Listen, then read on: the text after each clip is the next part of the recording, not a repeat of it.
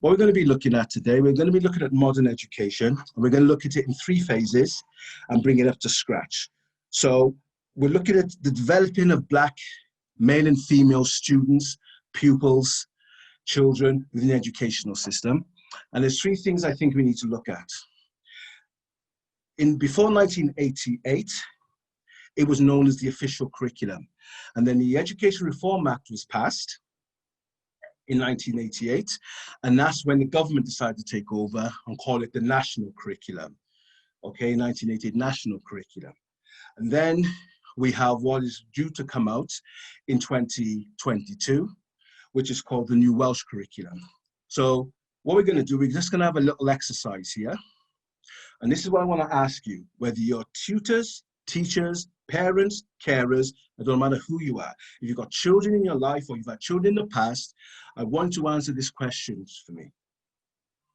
A, do you teach the way the children learn? Or B, do you expect children to learn the way you teach? If you can put your answers in the chat and tell me what sort of teacher you are. Someone says I'm a bit of both, which is true. Okay, if you're a bit of both, give me the dominant one / subordinate one, because you're more of one than the other. Because that might be where you may have more than 2 children, or yeah, when you do with 2 or more, you may have a bit of both. Okay, so explain which one is your more dominant one. Let's have a look. Teach the way children learn. Okay, another person. Teach the way the children learn, or I try to. At least you're honest. Teach the way the children learn. I teach them the way they could learn. Though it wasn't easy at the beginning. Okay, that's fair. That's fair enough. Okay, teach the way the children learn. Okay. Okay, teach them the way they could learn. I'm a teacher, but a filmmaking background and about making resources resonate with learnings, different learning styles. That's good. Different learning styles. A is a more dominant one. Okay, you teach the way the children learn. Okay, I'm a teacher. You need to start with a base that the children understand and build on that. So start with children's own identity, and yeah, that's good, yeah. So that's basically teaching the way they learn. A, yes, O. I'm not sure if it's supposed to be an A. I'm not sure. I'm in there with that one. There may be a typo. Dominant to listening and how children are learning today. Okay. Right, so we got some things there. So there's 2 ways that you, as a tutor, a teacher, a parent, a carer, you may have a bit of both, but one of them is going to be dominant. Okay? Because in reality, they can't contradict themselves when you see how it pans out. Okay, B. Okay, the way that, okay, brilliant.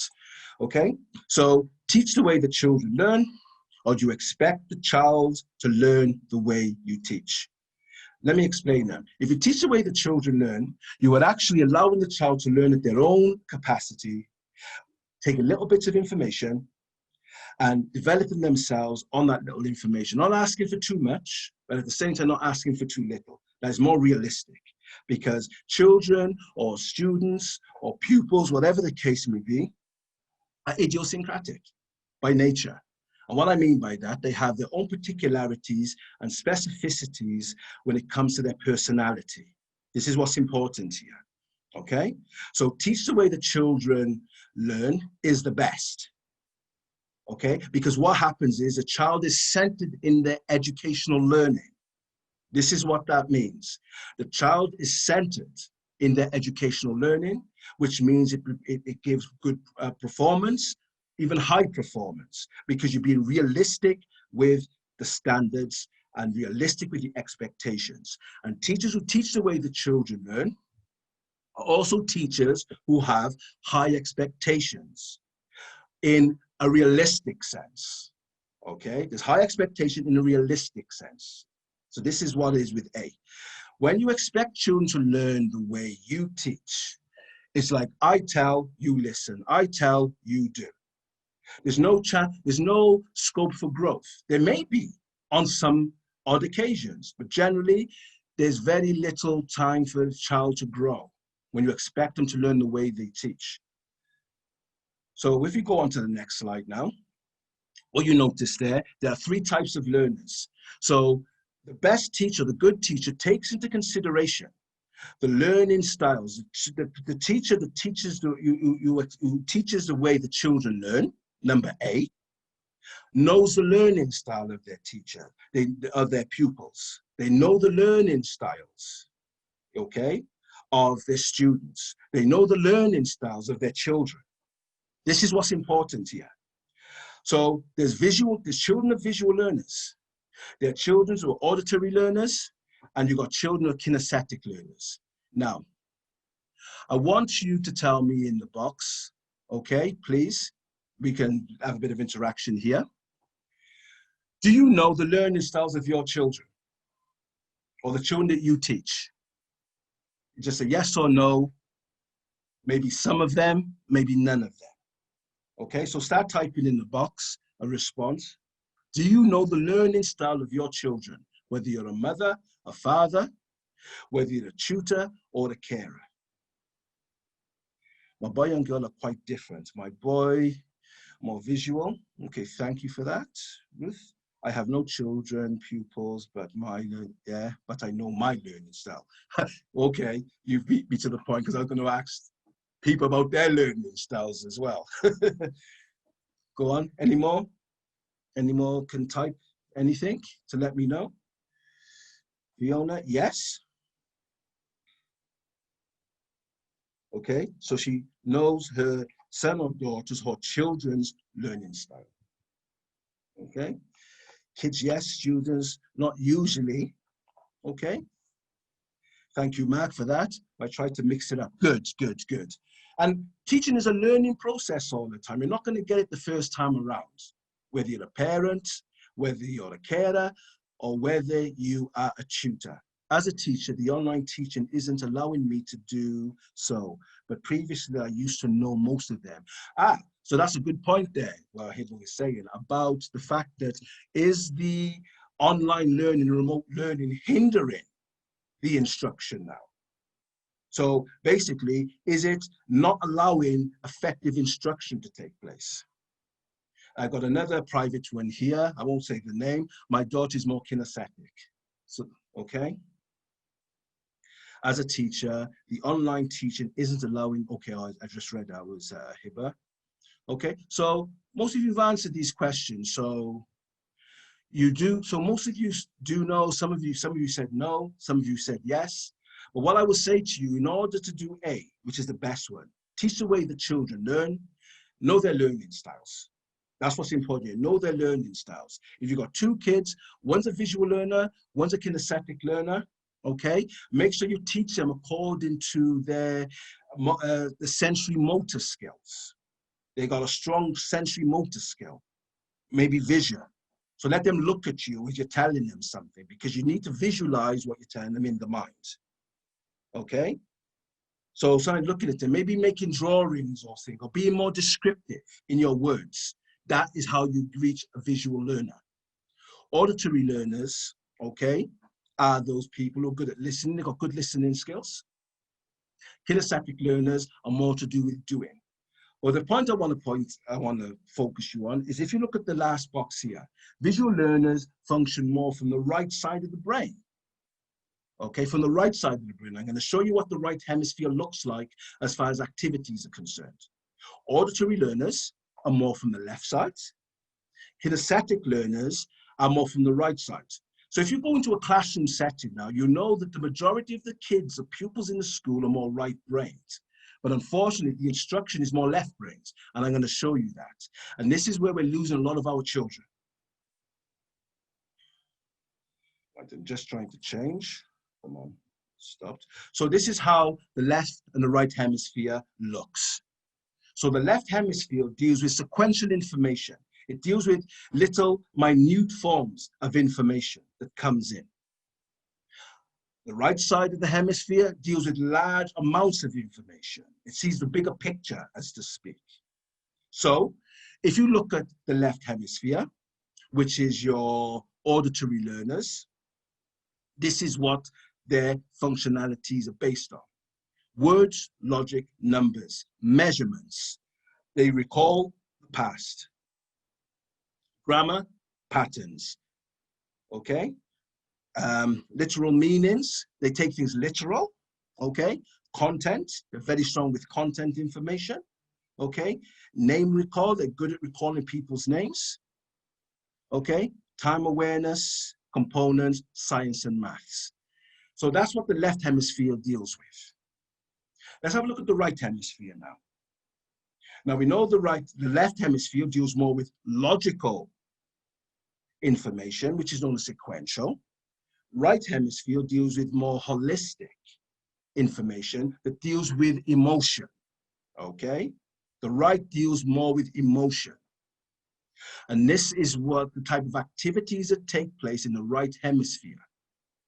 Holistic, looking at whole things from a whole perspective. Pictures, intuitive, shapes, motions. So we're dealing with body language now. We're looking at motion.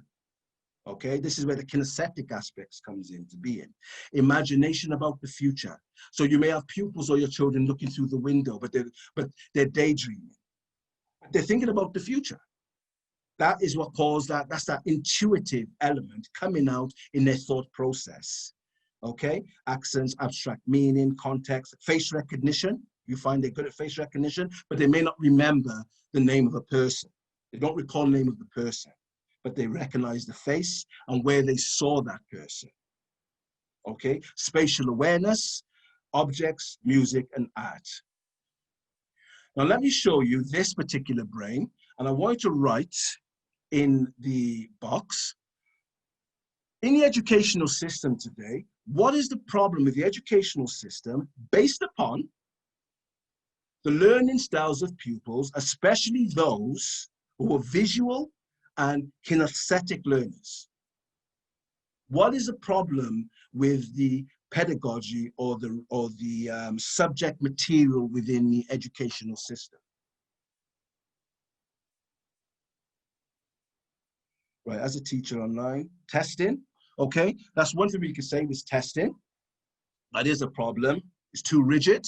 Okay, someone said it's too rigid. It certainly is. There's no doubt about that. It's almost entirely focused. Thank you, Mark. It's almost entirely focused on the left brain activity.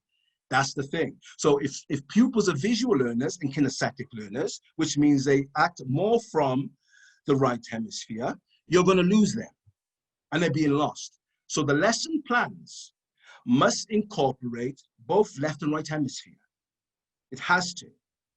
So this is important for the instructor, for teachers, and for parents to understand the basics of the brain. This is something that you should all memorize. At least memorize 5 from the left side, 5 from the right. I'm going to read some more of this and see what is said. Almost entirely focused on left brain. Thank you, Mark, for that. You're right. Okay, covers one side of the brain. Thank you, Amina. It does. Learning isolated facts. That is really true. What's happened here? Oh, it's moved up. Right. No room for original thinking. Thank you. That's a private message. That's very much true, especially when you see that the right brain is being subjected to restrictions. That's the thing. So the person who private messaged me, you are right. Okay. Focused on remembering facts. Okay. That's another thing, looking at facts. Okay. That's the thing with the educational system. I agree it's too rigid. Someone else said, learning isolated facts. So thank you for all that, for that participation. So what I've hoped you got from that, you understand, you need to understand the learning styles deals with a particular part of the brain, and that tells us what problems we have with students. So for an example, you will find if a student is very good with music and art, they're more likely going to struggle with literacy and numeracy. How are you going to, and I'm asking you the question now to write this in the box, if your child If your student, if your pupil are fantastic with music and art, but they struggle with basic literacy and numeracy, and when I mean literacy, I mean reading and writing, and just the basic additions and subtractions, etc. What could you do to enhance their learning? Because remember, they're working from the right hemisphere. So you tell me, what could be done to enhance their learning? Okay, there's a lot of maths and music. Well, this is what Mark says. So that's something which you can work from. Thank you, Mark, and that's true. There is maths in music. So when you talk how many beats this and whatever the case may be. I'm not a musicologist, but he is right. Yeah. So this is what you do. You find those subjects in the strengths that they have, which is missing in the left side, which is their weakness. This is what you do. Ruth says, if they like music, then write songs. That's an element of literacy. Thank you. That's a good point. Yeah. So this increases their writing. If you ask them to write something from a book, they're probably going to say, "No, this is boring, blah, blah, blah." But getting to write, I don't know, an Eminem song or a Tupac song or whoever's the latest person out there, you're more likely going to get some kind of engagement because you're now speaking to them from where they are. You're teaching the way the children learn, not expecting them to learn the way you teach. This is what is important. Okay, attach it to pictures and songs. Yes, that's right. Attach it to pictures and songs. This is what is called associative learning. Associative learning. They associate numbers with pictures or numbers with colors or numbers with songs, etc. Exactly. This is what you do. This is what we call associative learning. It's blended. It's blending one side part of the hemisphere with another part. I've got another private message. I encourage them to read about, for instance, the art of music. That's interesting to them. That is true. Meet them where they're at. Thank you, the person who gave me that private message. Thank you. So it's important for us to really sit down and think about our child's sensory motor skills. Okay, the sensory motor skills here. Because what two sensory motor skills do they focus on in the educational system? Mainly two: visual, okay, and hearing. That's the two they mainly focus on. And then after that, it's tactile. And then as far as smell and taste goes, they are the latter ones. That's the ones they don't really focus on, smell and taste. But we know that we learn through our sensory system. We learn through our sensory system. This is why we know the difference between a lemon, a lime, and an orange. Visually, we know what they are when we taste them.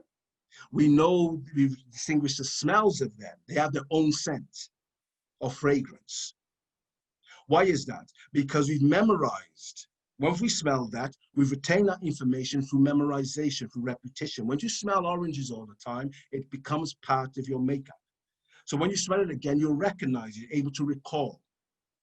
So what I'm trying to say, you have to heighten the sensory motor skills of your children, whether you're your pupils, your grandchildren, whether it's your foster children or your adopted children, whatever the case may be, or even if you're a teacher or a tutor in the educational system.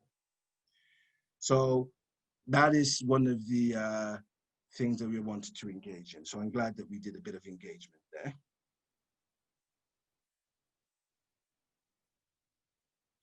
Right. Another one for you. What do these four men have in common? From an academic perspective now. What do these four men have in common? Write your answers in the box, please. What do these four men have in common? No looking on Google or Yahoo or Bing. Let's have a look what's been written. Why is this code keep on going up? Whoops. Right. Let's see who got the answer. Left-handed. No, it's not left-handed. No idea. Thank you. Richard, you have no idea. At least you're honest. Genius minds. That's one aspect. That's not the answer I'm looking for, but that's one aspect. So the person who got the answer right was Fiona. Are they all dyslexic? She's asking the question, but the answer is yes, they are dyslexic. you know, all of them, okay? You know, I'm going to say I'm not sure, you know, as another private one, I don't know. I know the UK refused entry to Einstein, not Einstein. So is that common? Is that commonality? Creative. Yes, that's another aspect. They were creative in their own field, but the main thing here, they were all dyslexic. Okay, so we know about the stigma which is attached with dyslexia, especially in the 21st century. Okay, creative, someone said successful, they are all that. But the main thing here is they were dyslexic, and dyslexia is considered a learning difficulty.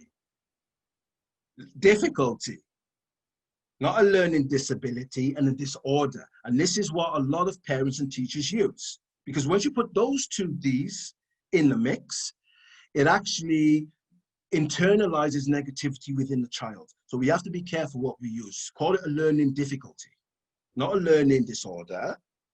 You know, there are severe learning disorders when people fall out, you know, when people fall out of a car and hit their head. That's severe. It's not to that level where some parts of the brain is not actively functioning as it should be. So these are things. So Albert Einstein was dyslexic, which means he had difficulty with words. I don't know whether it was reading, writing, or spelling, but he had difficulties with words, because that's what dyslexia is about, and difficulties with either one of them, all of them, two of them, whatever the case may be. Just having difficulties with words, okay? Bill Gates, another form of dyslexic, have difficulties with words, have difficulties reading. Muhammad Ali had, out of all of them, Muhammad Ali was the worst when it came to reading. Okay, if you ever listen to Muhammad Ali read on national television, he read very, very slow, cautiously. He had no fluency because he didn't finish school at a certain time. But he had a phenomenal brain for poetry, creativity. He was intuitive. He was comical. He made up with it other ways. And this is the thing I want you to understand about children who may suffer with dyslexia. As a special education needs tutor and as a child psychologist, one of the things I do not encourage, and this is my own opinion, I do not encourage children to be tested for dyslexia until at least they're 11 years old. At least 11. I don't like to see kids with the label, because once they have the label of dyslexia at the age of 7, okay, and the parents is not doing additional work with them, they're gonna see that sign or symbol as a stigma. So I really don't like testing kids. I really, really don't. If there is problems, you just have to increase the workload. You have to increase or intensify the homework. That's all you have to do as a parent. And you can all teach your kids something. You can. If you're a good reader or not, you can start somewhere. Some of you can afford to get personal tutors in once a week, or whatever the case may be. But this is how you compensate and you supplement their education. Okay? And Walt Disney was good at drawing. So you can see the right hemisphere. It's all about the right hemisphere, dyslexia. It's mainly about the right hemisphere, okay? He was good at drawing. He was good with his moves, Muhammad Ali, etc., with poetry, whatever the case may be. This is more right brain. He was intuitive. He's very creative. When he spoke, you can see the pictures in your mind. He's very fast, very witty, etc. Bill Gates, creative. The right side of the hemisphere is very, very creative, okay? And even though he was a scientist, which deals with more the left side of the brain, he was able to associate things with his weaknesses. And that's what strengthened him with Albert Einstein, okay? And that's what made him the scientist that he was.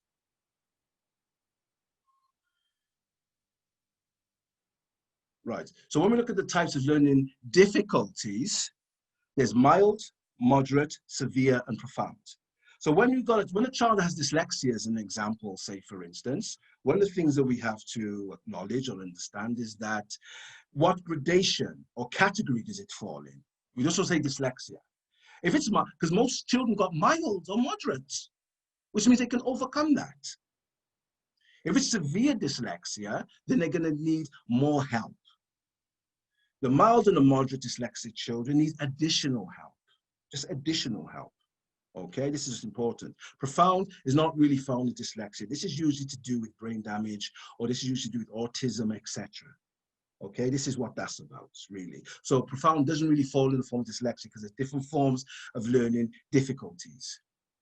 So specific learning difficulties. So pupils with specific learning difficulties may have particular difficulty in learning now to read, write, spell, or manipulate numbers so that the performance in these areas are below performance in other areas. So what this means is that they will excel in other things. And this is sometimes a problem with teachers where they overlook the acceleration in other subjects or other topics by the child.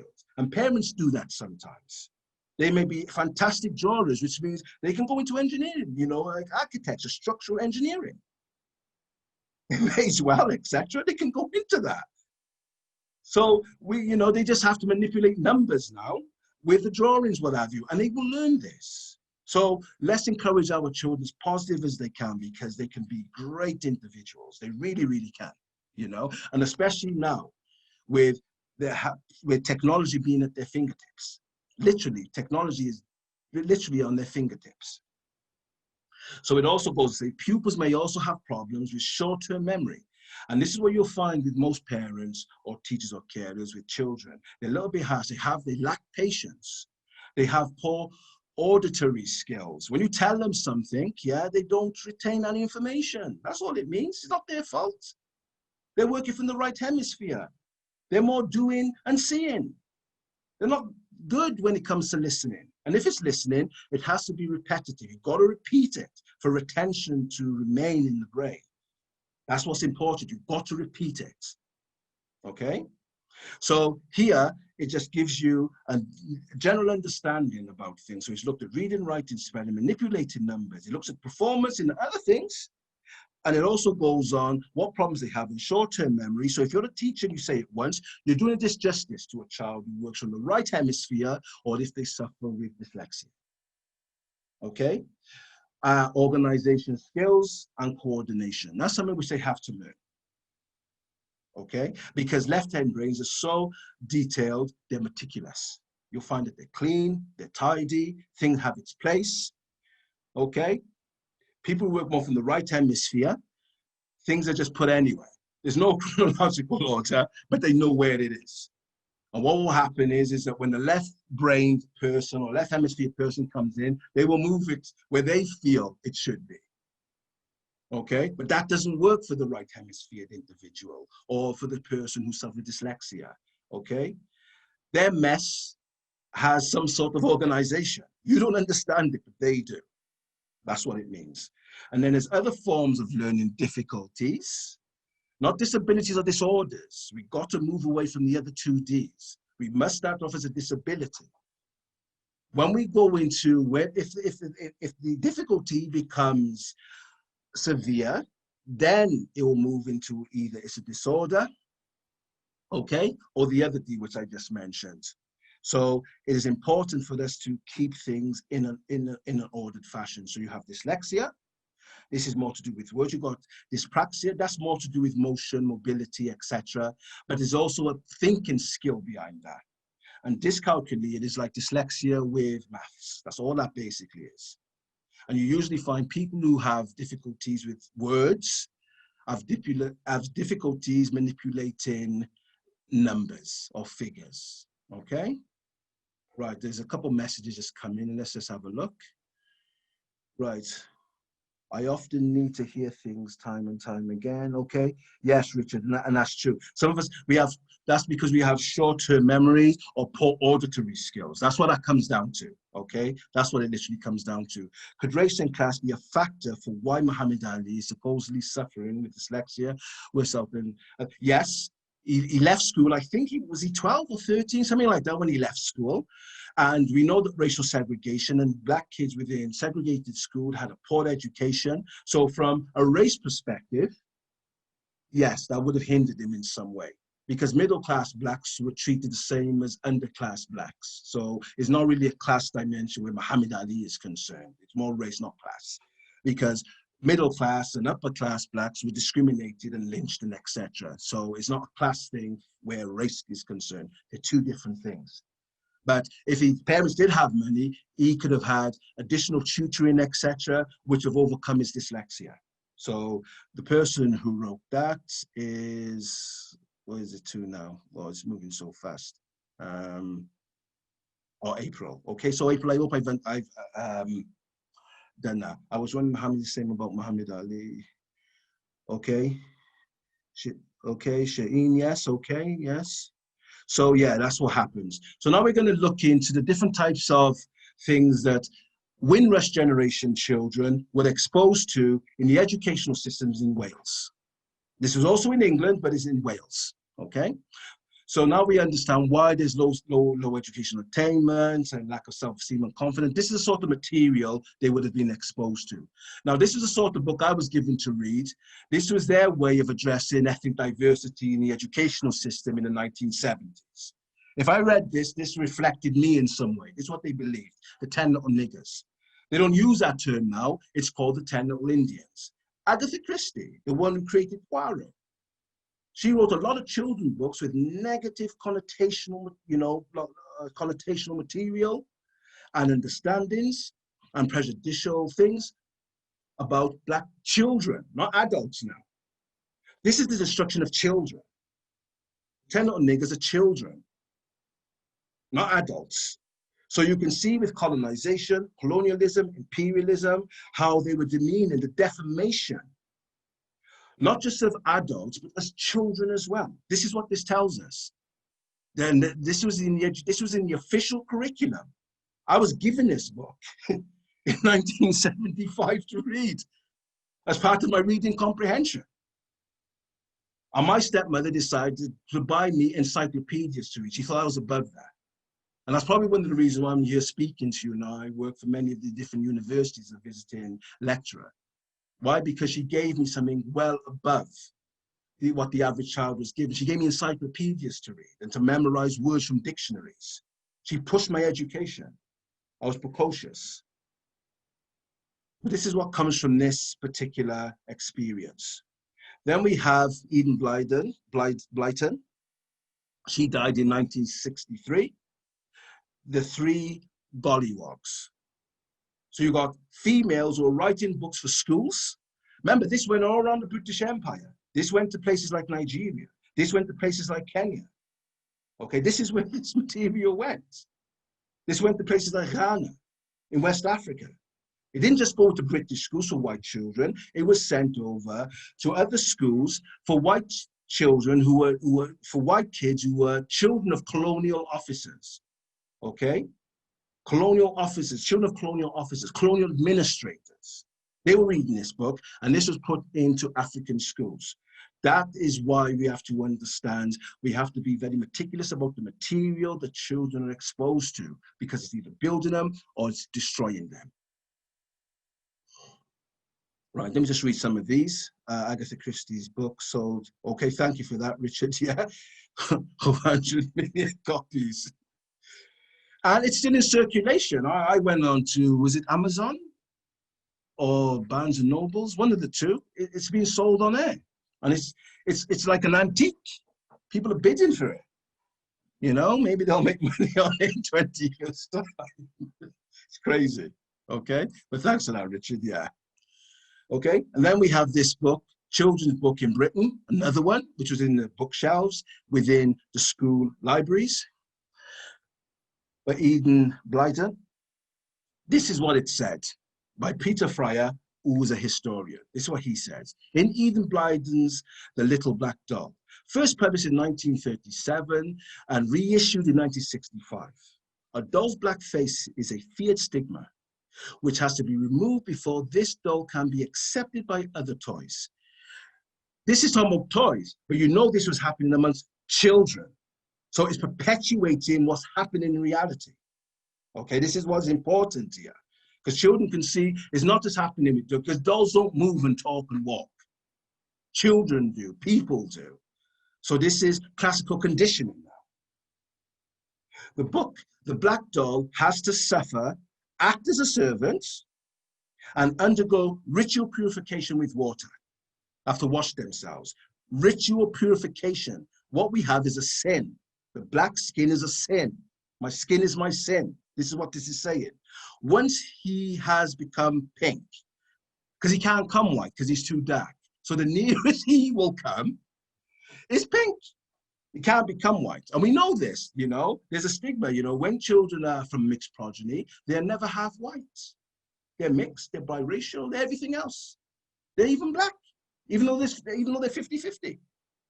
And I gave an example. I usually give an answer like Obama. Obama was never called in all his term in office biracial president or the mixed race president or the half white president. No. White is based upon purity. Okay, this is what is important here. And this was given to children to read, and white children had an inferiority complex about who they were and why they were the way they were, okay, instead of black. He is a nice looking doll now. He's a nice looking doll now because he's pink. He's no longer black. So the opposite of being nice looking, well, you must be ugly. This is what was given to children, and this is what children were made to read. And this was reissued in 1965. So these were definitely in the schools in the 1970s and most of the 80s. They were in the schools, especially in schools where there was no black children. Okay, where there's black children in school, they were throwing these books out because they were being exposed by the children, and the parents were horrified that the teachers had the audacity to send these books home to their children as some sort of reading comprehension homework. As good as any other. So he's as good as any other now because he's pink, because he's no longer a Negro or dark, or whatever the case may be. And thinks that he will perhaps like him no longer, now he is no longer different. So now, because he's been a pink, he may be liked. So when we see things like this, let's not be surprised. I don't know all their names on here, but the two obviously got Nicki Minaj, who's on the right-hand side. You know, she's bleached her skin. Why? She's from the Caribbean. That material was all around in the Caribbean. It wasn't just in Ghana and, you know, in Kenya and Nigeria. Those materials all were spread throughout the Caribbean because the Caribbean were British colonies. So this is important for us to acknowledge with education. Okay, and the other one, I can't remember her name now, Tempest, I think her name is, on the left-hand side. She was in the Cosby Show. Do you know the Cosby Show was the most positive thing ever to come on Western television? Talks about black family in a positive role, educating their kids, showing them love, and being balanced parenting. There's no a whole black cast program that has superseded the Cosby Show. None. And she grew up with that, with Bill Cosby. You know, I'm not talking about what's taking place in the last few years with what he was supposed to have done, but he wanted to see positive images of people on television.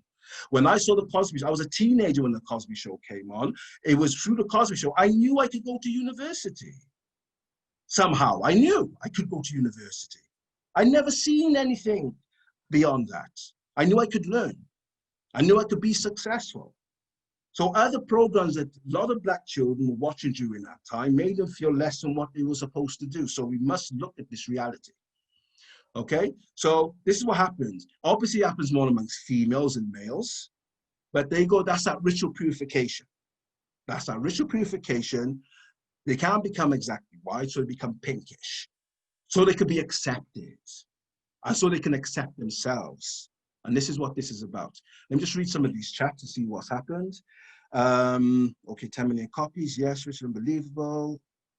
Unbelievable. Okay, so they were just to respond to Richard. Okay, Amina, I was told as Obama's father is black and ethnicity comes from the father, which is why he is called black. However, it is still looked of the same, blah, blah, blah.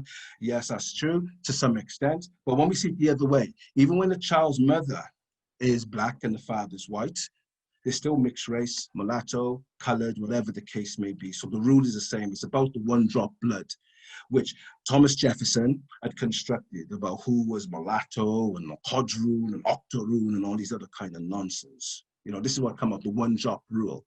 If you've got one drop of black blood, you're black. Okay, so one prime example of that, what a lot of people don't know, was Josephine Bonaparte, Napoleon's wife. She was mulatto, she was mixed race. A lot of people don't know that. Okay, then she been locked to room. Okay, you know, the next stage to what they call half caste, quarter caste. She's the next caste, whatever that's supposed to be. You know, where she got a little bit of drop of black blood. But Napoleon's wife was mixed race. She was. And Napoleon and her sisters, one of her sisters actually married a black Frenchman because Josephine was from the Caribbean. Josephine was from the Caribbean. Okay, so you got the Clark and Clark study here. Okay, when it started, okay, let me just read this. When I started teaching in the 1970s, I found these books in the classrooms. Thank you, Liz, library. So I worked with, etc., the Council of Racial Equality. I think that's supposed to be another teachers to campaign together. Thank you, Liz, and that's right. And this is another important factor here. If we're looking at teachers, some teachers do try their best, do try hard. They see these biases, etc., and they fight to get it out. Sometimes with hostility coming from other teachers or from the unions or whatever the case may be. So thanks, Liz, for telling us that. Right, this is the Clark and Clark doll study. So have a look at this, okay? So this is the black doll study, which was first done in 1939. 1939, let's have a look.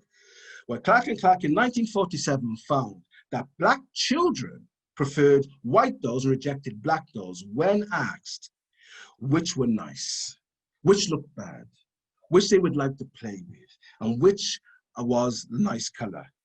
This suggested that black children had negative attitudes towards themselves and their cultural background. That's if they chose the white doll. So let me give you an example of what that means. When the children were asked about, which looked bad, they chose the black doll. Which they liked to play with, they chose the white doll. And which doll had a nice color, they chose the white doll. When they were asked which doll looks more like you after this question, after they said which is the bad doll or what have you, which doll looked like you, there was a hesitation in them choosing the black doll because they already attributed all the good qualities to the white doll. And if these studies were done, and this is the thing, if these studies were done today in school with white children and black children, parents would be totally disgusted to find out what the reality is. Because they're both, the dolls are both the same. They're not different color. How can one doll be bad and good? When they were asked, why is the doll bad? Do you know what the answer was? Because it's black, or because it looks black.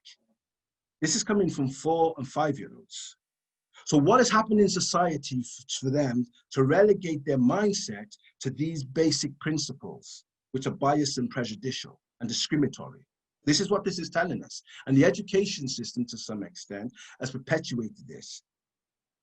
Okay, I'm going to have to rush through these now because I know some of you got to go. Sorry for keeping you, etc. I know there's a lot of slides, but I tried to make it as fruitful as possible. I know I did a lot of ancient history. I tried to make it more modern. Now it's more contemporary.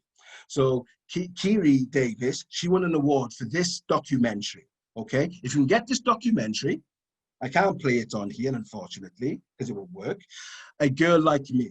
Okay, I think that's her. There's a white doll and a black doll. If you watch this documentary, and she's a film director now. She did this documentary, I think she was about between 15 and 17 when she did this documentary. And it caused a storm. She used the same doll study in a play group. I think it was in New York, if my memory serves me right. And this is what happens. Out of the 21 black children that were put through the doll study that she conducted, okay, 15 out of the 21 children chose the white doll, that it was the prettiest. It's the one they wanted to play with, the one they wanted to look more like, okay? And this was in the 20th century. This is the 21st century. This is in the noughties. I'm not sure if this was like 10 years ago, maybe 15 years ago, around about that time. If you can get this documentary, you can get it on YouTube, watch it and see it. And they talk about hair, they talk about light skins and all these other type of things that are taking place. And I was perpetuated and causing the kids to have inferiority complexes towards who they are. Right, let's have a look at the curriculum today. Now, if you look at this here, you will notice sports, music, drama, religious studies. In this section here, in the national curriculum, this is where black people focus more in. So in religion, Islam, Christianity, especially with the African community taking over Christianity in the UK. So it looks at it from their perspective, etc. Judaism, Hinduism, Sikhism. This is where minority groups are more taught in a lesson, but those lessons are probably 2 hours a week. Drama, similar. Music, similar. They get less time with these. But this is where you will see where most minority groups, okay, are focused in the curriculum. That's where they see themselves, in other words. Next section, history and geography. At this moment in time, they rarely or don't see themselves in those subjects. Okay, they rarely or don't see themselves in those subjects. And when it comes to the STEM, which is the educational system is trying to push now, they are nowhere to see in biology, chemistry, and physics, or even maths or English literature. So what I'm going to do, I'm going to ask you to comment now in your boxes. I want you to name me, and be honest, I don't want no one Google it now, please. I want you to name me one Black, male or female, biologist, chemist, or physicist. Start writing, and be honest, no Googling now. If you don't know, say, I don't know, or no, or question mark, or whatever. Be honest now.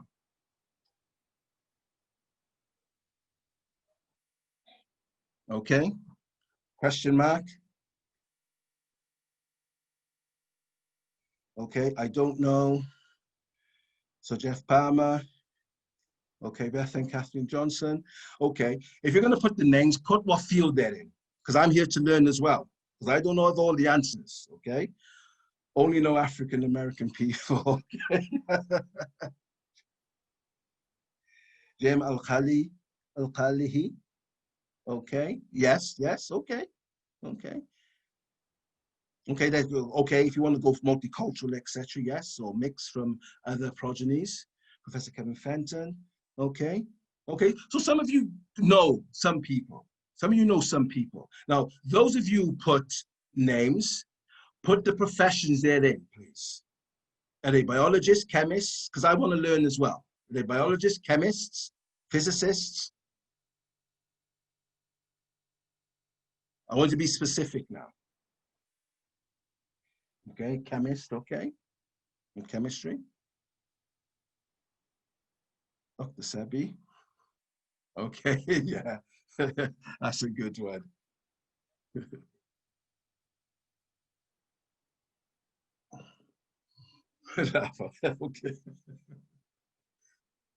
Okay. I'm guessing Catherine Johnson is physics, mathematics. Okay, guess. But you know someone, at least Ruth, okay? That's what that tells me, okay? No problem, no problem. Dr. Tim Tavares, I think it is. I hope I'm saying that right. Sorry if I'm butchering the name. Chemical and electrical. Okay, thank you very much for giving me the professions as well. Okay, so you didn't do too bad on that. Now, all I was trying to say, but how did you learn all these names? Now, be honest.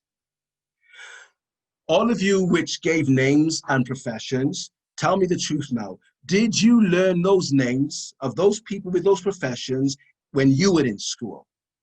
Just a yes or a no. Just tell me. Did you learn those in school? Okay, no, okay? No, not in school. No, I don't know any of the above. No, okay, thank you. No, none of you learned that in school. Okay.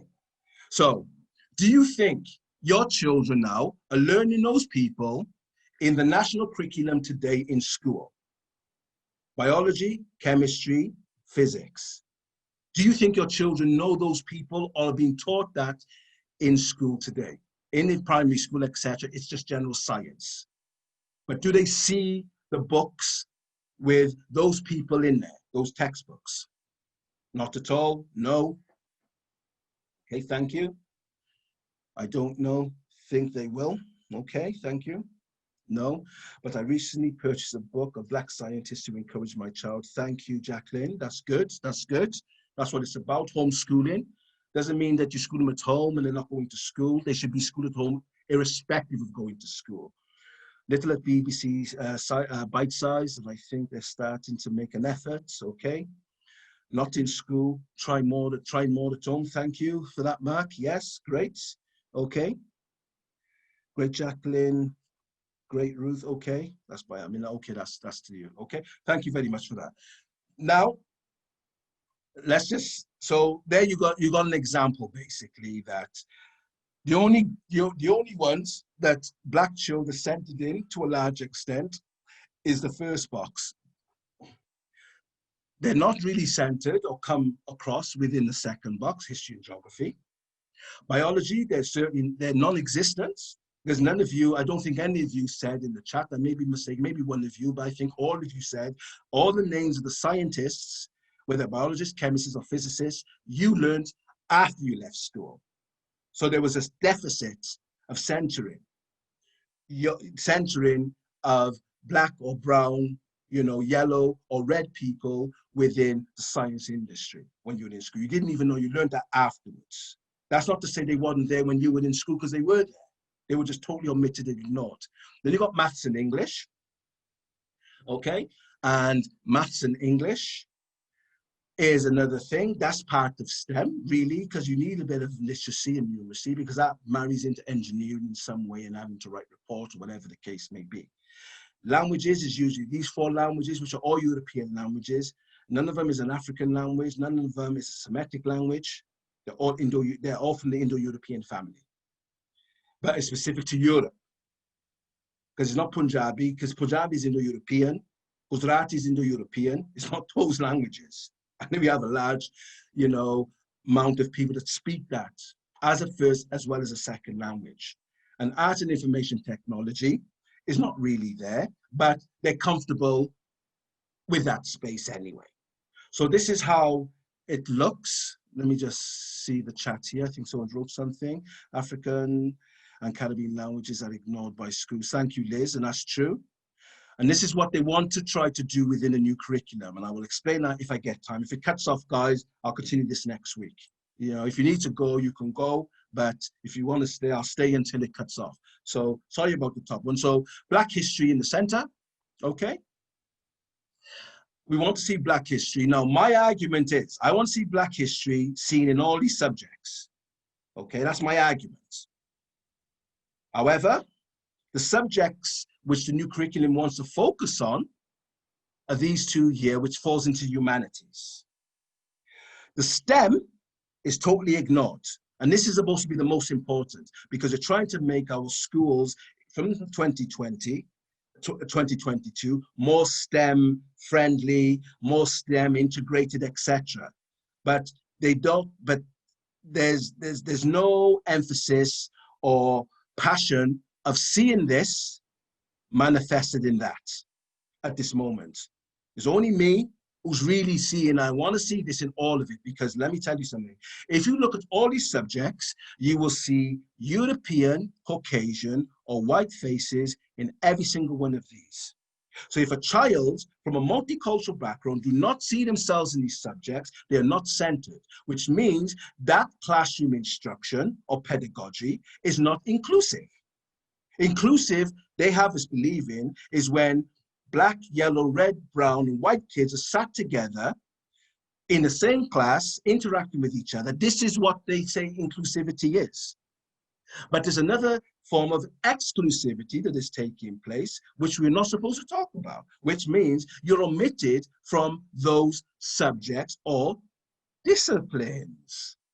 And this is how racism is going to attenuate or reduce over the years if multicultural groups are put into these subjects. Because even though I'm a historian and my passion is more in Black and African history, I'm also arguing for a multicultural education. I like to see the people from the Asian community, Chinese, Japanese, yeah, from, you know, Pakistanis, Indians, Bangladeshis, etc., are reflected in all this as well.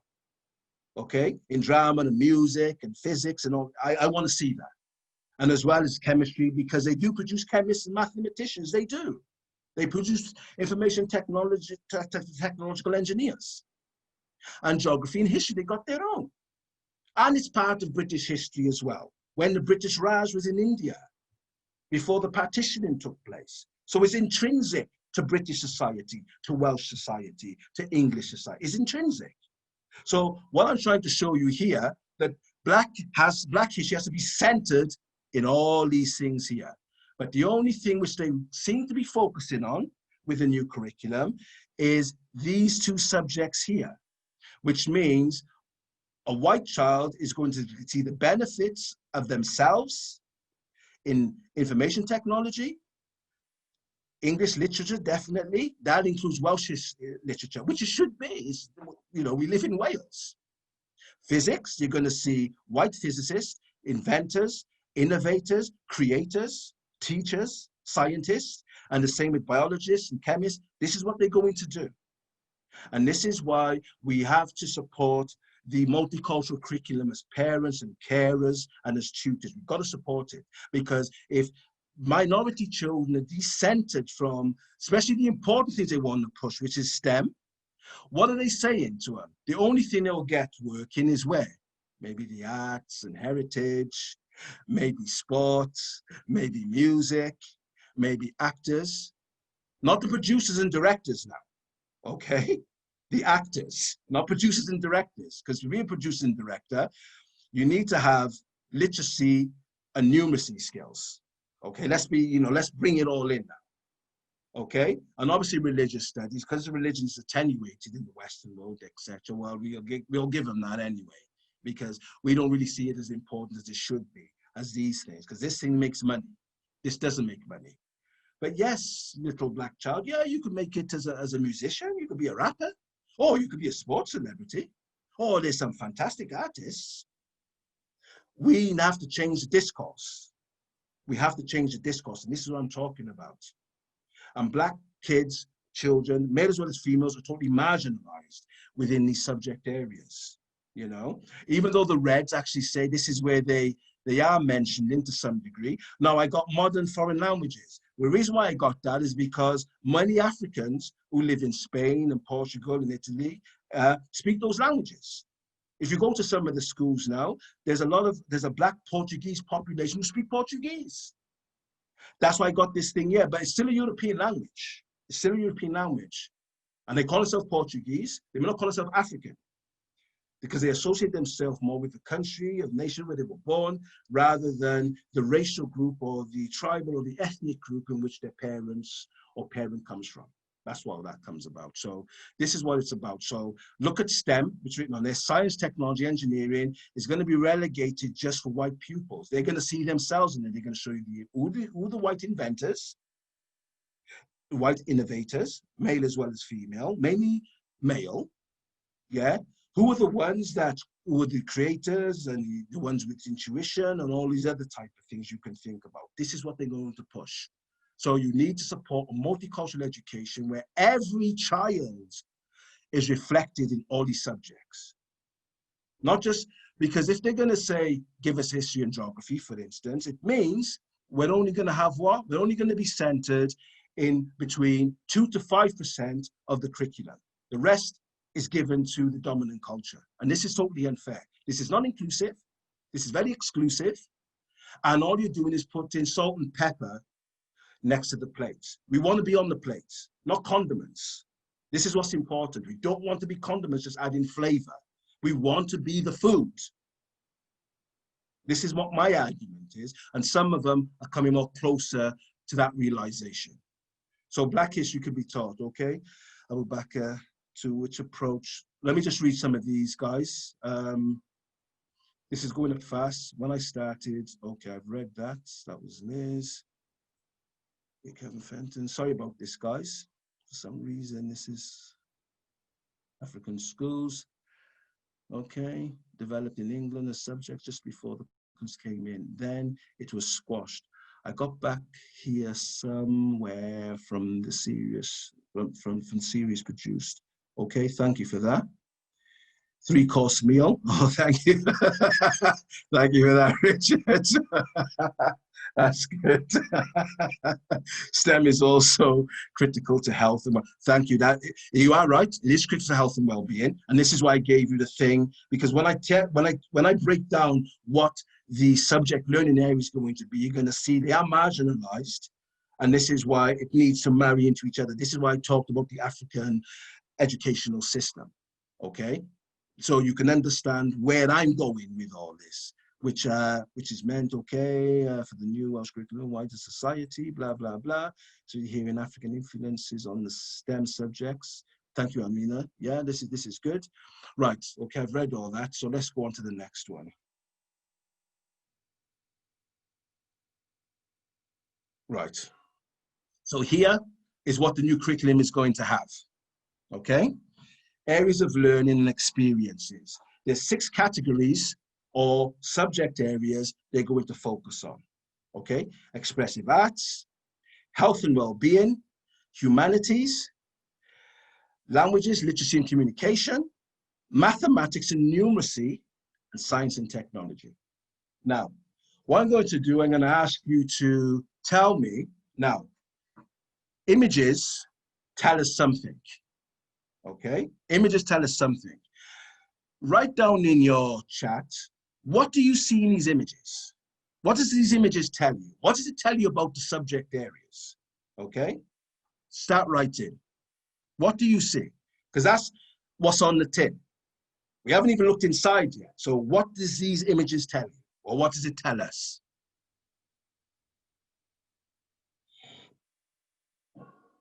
Okay, teachers will need training to enable them to do justice. Thank you, that's true. Teachers will need training. There's no doubt about that. Okay, yes, the right teacher, Amina, thank you. So what do you see in these images here?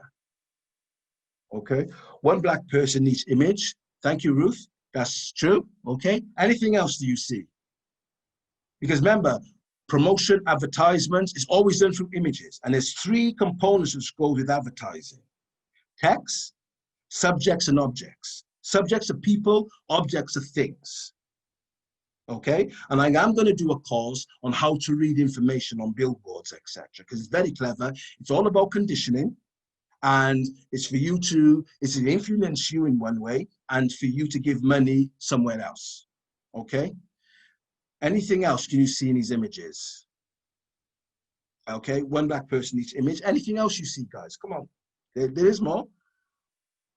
Have a look at the images, have a look at the people, have a look at the objects, okay? What do you see? Only what Ruth sees, okay? Ah, that's okay, because I only come across it last night, okay? So, let's see if I can get my notes. If I got it. Right. Okay, music notes, okay. Right. Lots of people with bubbly, okay, yeah, light bulbs popping, okay, yes. You're seeing things, but, okay. So I'm gonna, this section is the semiotics. Semiotics are signs, the languages of images, okay? It's about signs and symbols, how to read them. Because the first thing that the ancient Kemites wrote was what? Pictographs, not scripts, pictographs. That's what they wrote.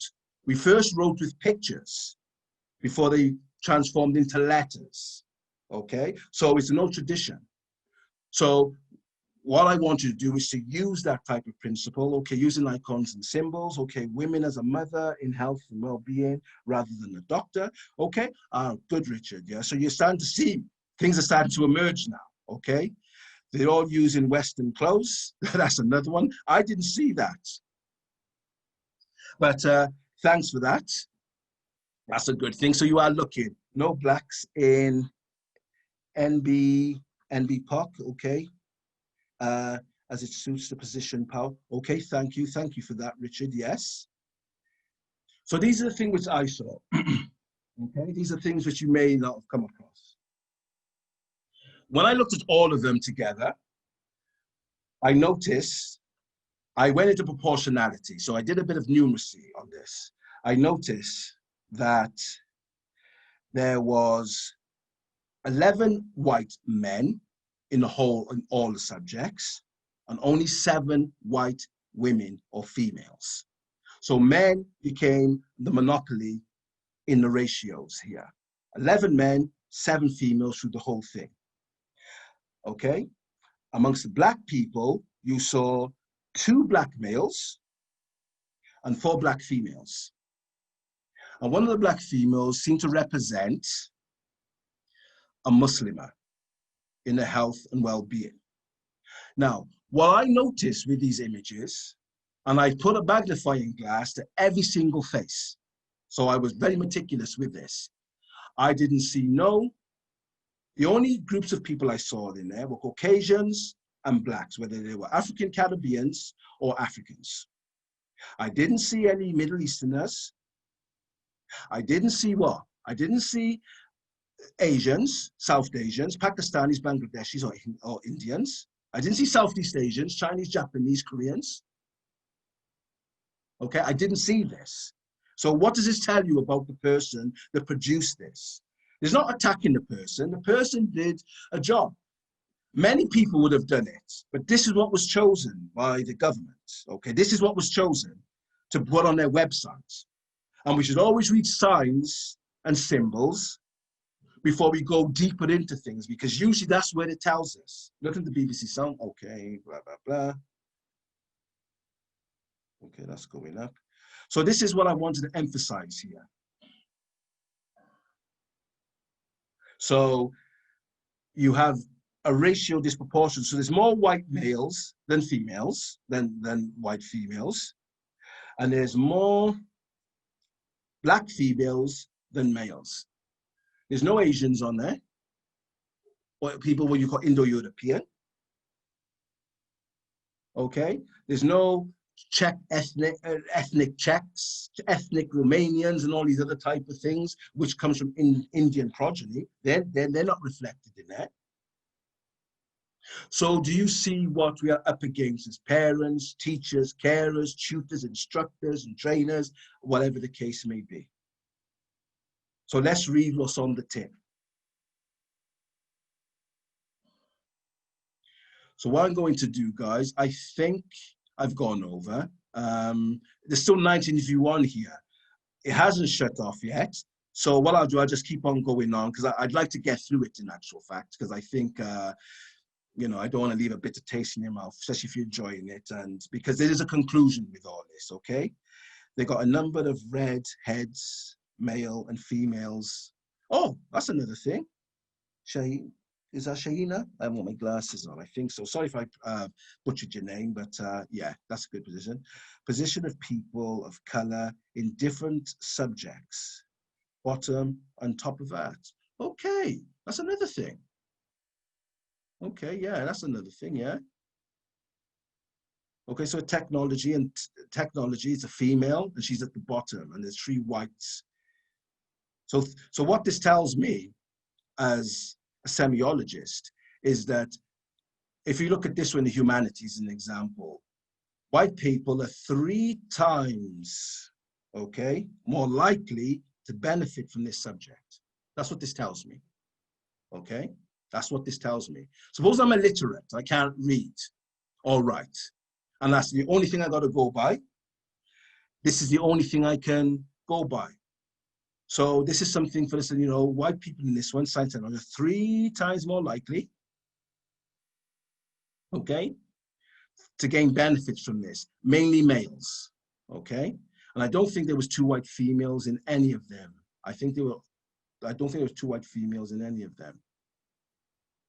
I think it was, you know, or there was in humanities. Yeah, they put them in humanities. So my mistake, sorry for that, but there was 1 here, but 2 white females here. So yeah, so that's what you got to do. Position of people of color in different subjects, bottom and top, yes, thank you. Also, Europe looks massive on the globe. Thank you, Richard, yes, because it's distorted, you know. I will talk about that maybe next week's lesson. So that's food for thought. Right, let me just carry on. So, let's have a look. So yeah, so this is the last part now. I'm just going to go through these 6 basic things of subjects, and hopefully then we can end there. So expressive arts deals with these subjects, people: art, dance, drama, film, and digital media and music. So there's an element of STEM in this, in expressive arts, okay? There is an element of STEM, digital media, technology. Okay, so there is an aspect of STEM in here. So when this comes out in 2022, focus on this and make sure that you are monitoring and regulating and formulating, understanding, check their homework and whatever the case may be, that this is part of it, because they're pushing the STEM. So you've got to get as much STEM for your child out of all these subjects as much as possible. So let's have a look at some of these things here, okay? Looking at it from a Black history perspective, say for instance, present local and national artists who are related to Wales and the wider community. So, okay, if you're looking at the national, if you're looking at the new Welsh curriculum, this is something which you have to do. Make it local. Make it not so much reasonable, but make it attachable to the pupils, to the students, to your children. Have a look at their locality. We don't have to all go to America. Let's stay in Britain. Let's stay in Wales. We got our own heroes and sheroes. Okay, this is what's important. And this is something I'm pushing for.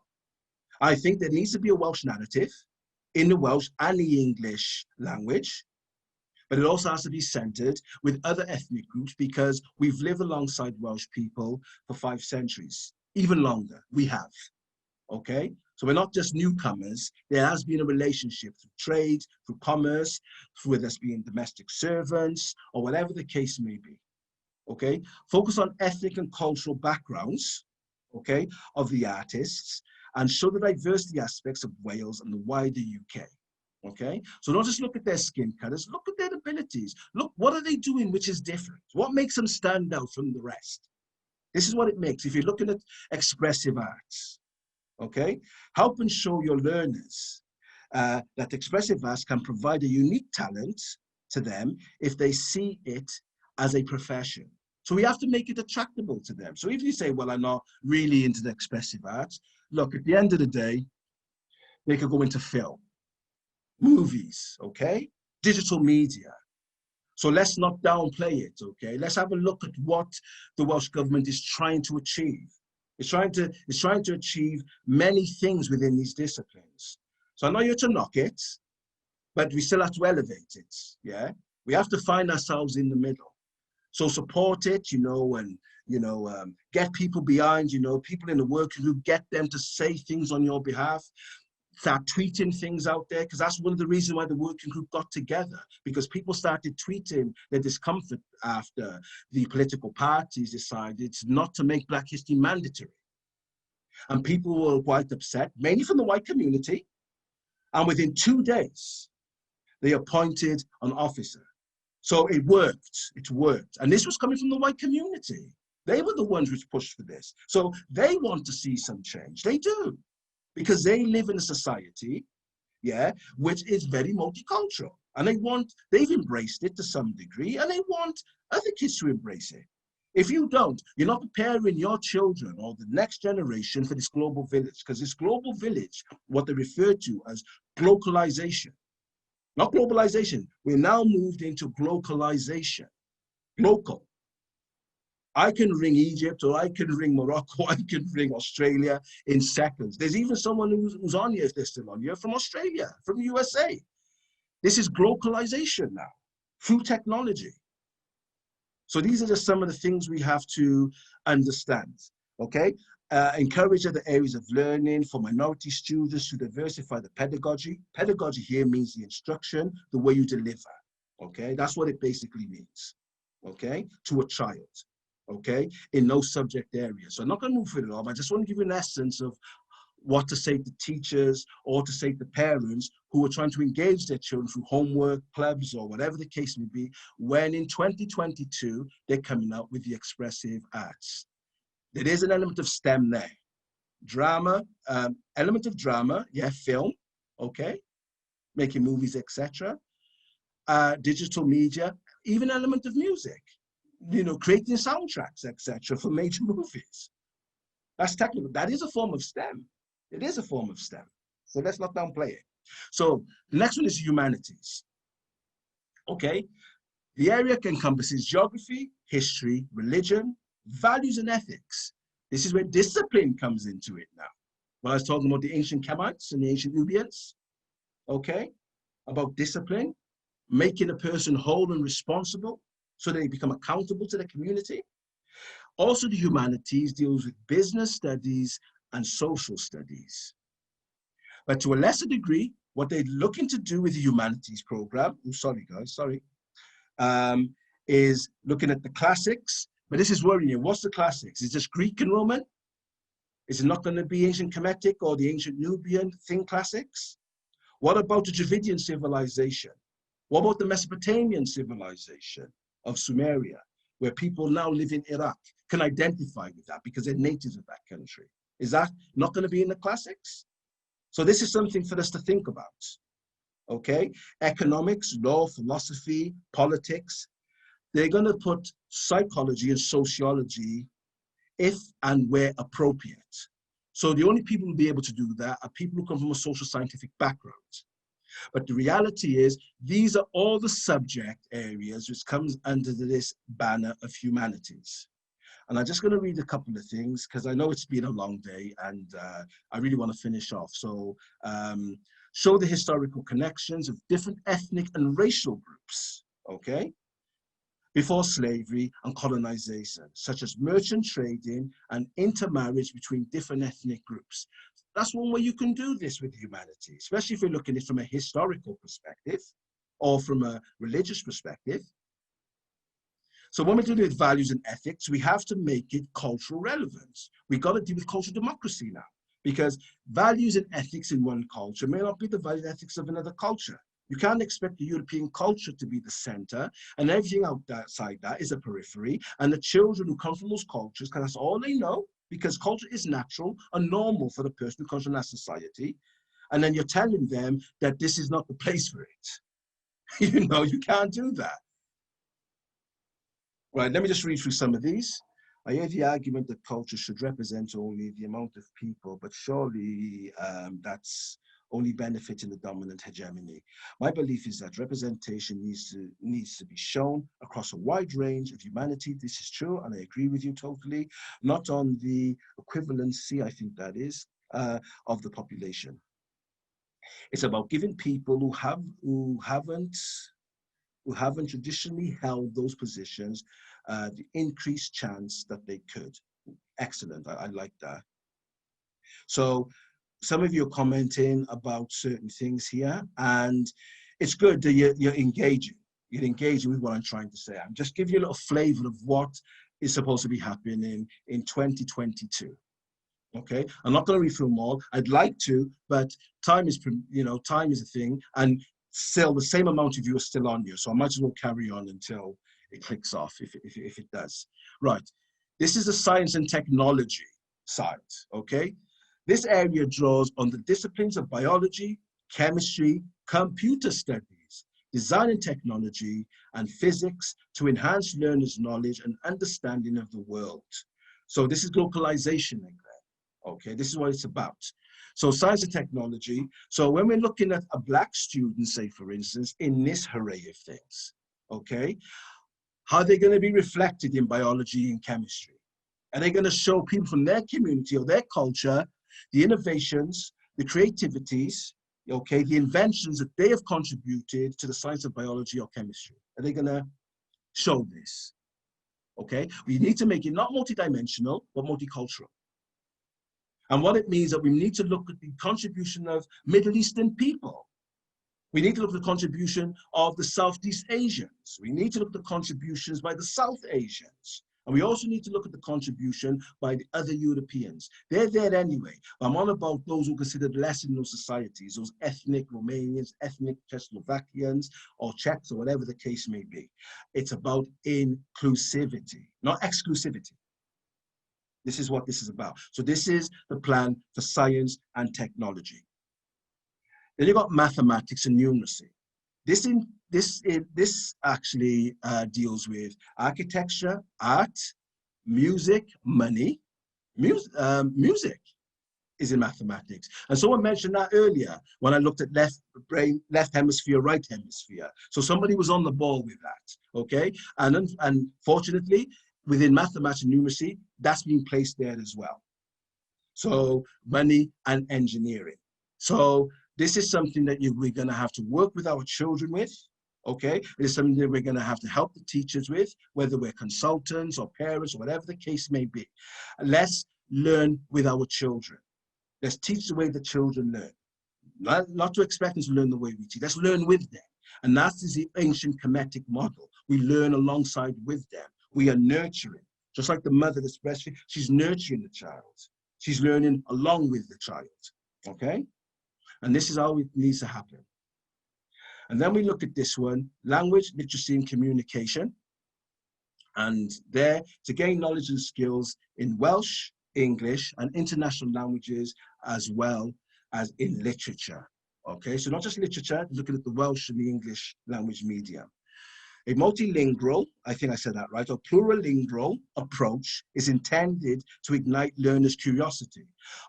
What they want to do here, children who speak their own language will be a medium for them to explore in class. So if they're Somali, for instance, they'll be able to learn basic things of the Somali language. If they're from the Czech Republic, for instance, they will learn the basics. Hello, how are you? Goodbye, good night, good morning, whatever the case may be. This is what they're doing. So with literacy and numeracy, even though they may not be centered maybe in the literature, when it comes to the language part, they're looking to integrate that into the class. So as far as language is concerned, those children who come from other backgrounds, those kids who are Black who come from Portuguese countries, or they say they're Portuguese and Spanish, okay? They may be comfortable in the African languages which they speak at home, but they don't speak in public. We need to make language, say for instance, dominant, not to have it seen as being subordinate. Okay, so that's it. Also, Welsh has to be there. Yeah, English, reading, writing, and spelling. Okay, this is what's important here: reading, writing, and spelling. So if kids got dyslexia, etc., they're struggling with the reading, writing, and spelling. They're going to struggle. So you're going to have to assist them, whether you're an instructor, a teacher, or a parent, or a carer, whatever the case may be. And the multilingual and the plurilingual things of languages is basically where other kids are allowed to explore their own cultural languages within that classroom setting. And physical health and development. Oh, hold on a sec. Health and well-being, this one is. So physical health and development, mental health, which is needed because mental health is proliferated. And mental health here means stress, anxiety, okay? Eating disorders such as bulimia and anorexia. That's considered part of mental health now, okay? Health and well-being. So we're not just looking at schizophrenia and autism and all these other type of things. We've got to look at those other things that are proliferating amongst youngsters within society, because we're trying to, because what they want to do with this one, they want to ensure that it's not just for their cognitive development, just to pass tests. They're looking for them to have emotional and psychological security. Because what a child needs is ontological security. They need to feel good about themselves, within themselves, in the society they live in. If they don't, is what they refer to in social science as existential anxieties. Their existence is based upon being anxious, never comfortable, and we need to reduce this. This is what this is about. So it's about well-being, and that's it. And if they work on this, you're going to see that more pupils are going to have more self-esteem, more confidence of who they are. They're going to like who they are, where they are, and how they are. This is what this is about. So you're going to have to work with your children when it comes to this in 2022 in making sure that this is panned out, because we want them to be disciplined. Remember the word discipline and subject? We want to turn these subjects into disciplines. So we're managing them within the instruction. Okay, this is what it's about, managing them within the instruction. Because children at home learn through two forms of socialization, through instruction or imitation. What we tell them, what we teach them, that's instruction. And imitation is looking and replicating behavior. So we have to look at these things holistically and to emphasize our responsibility. Developing learners' motivation, so about motivating kids. Kids are not being motivated enough in school, which means they're not producing enough endorphins, dopamine, serotonin, and oxytocin. They're not producing enough of these, which means they must be producing some other chemical or chemical hormone, which is cortisol, adrenaline, glucocorticoids, glucocorticotrophins, and all these other things that are associated with stress, anxiety, fatigue, and all these other type of things. So we have to be in the driving seat in our child development.